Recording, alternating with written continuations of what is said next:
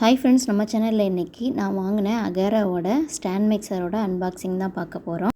Maximum home packing பண்ணிகிட்ருக்க எல்லாரோட ட்ரீமும் இந்த மாதிரி ஒரு ஸ்டாண்ட் மிக்சர் வாங்கணுன்றது தான் இருக்கும். நான் ஃபஸ்ட்டு பேக்கிங் ஸ்டார்ட் பண்ணும்போது பீட்டரே இல்லாமல் தான் செய்யணும்னு நினச்சேன். ஆனால் பீட்டர் வாங்கினேன், பட்டர்ஃப்ளையோடது. கிட்டத்தட்ட ஒரு 3.5 வருஷம் யூஸ் பண்ணினேன். இப்போ ரீசெண்டாக நியூ இயர்க்கு கேக் ஆர்டர் செஞ்சிட்ருக்கும்போது திடீர்னு ரிப்பேர் ஆகிடுச்சி.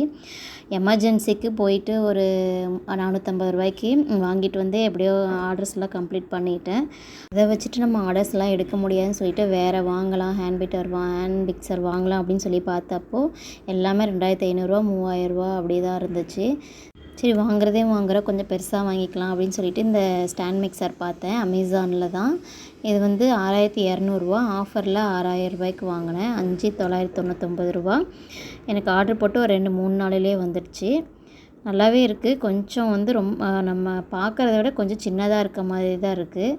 இன்னும் இதில் நான் எந்த இதுவும் செய்யலை. ஃபஸ்ட்டு வாங்கி ஃபிட் பண்ணி எல்லாம் பார்த்தாச்சு. நல்லா தான் இருக்குது. இது 5 லிட்டர் கெப்பாசிட்டி கொண்டது. இதுக்கு கூடவே ஒரு லிட்டு கொடுத்துருக்காங்க. ஸ்பீடும் 8 ஸ்பீட் லெவல் வரைக்கும் இருக்குது. அதுக்கப்புறம் இதோட ஒரு சப்பாத்தி மாவு மிக்ஸ் பண்ணுற ஒரு ஹூக் மாதிரி ஒன்று கொடுத்துருக்காங்க. பீட்டர் ஒன்று, அப்புறம் பலூன் விஸ்க் ஒன்று கொடுத்துருக்காங்க.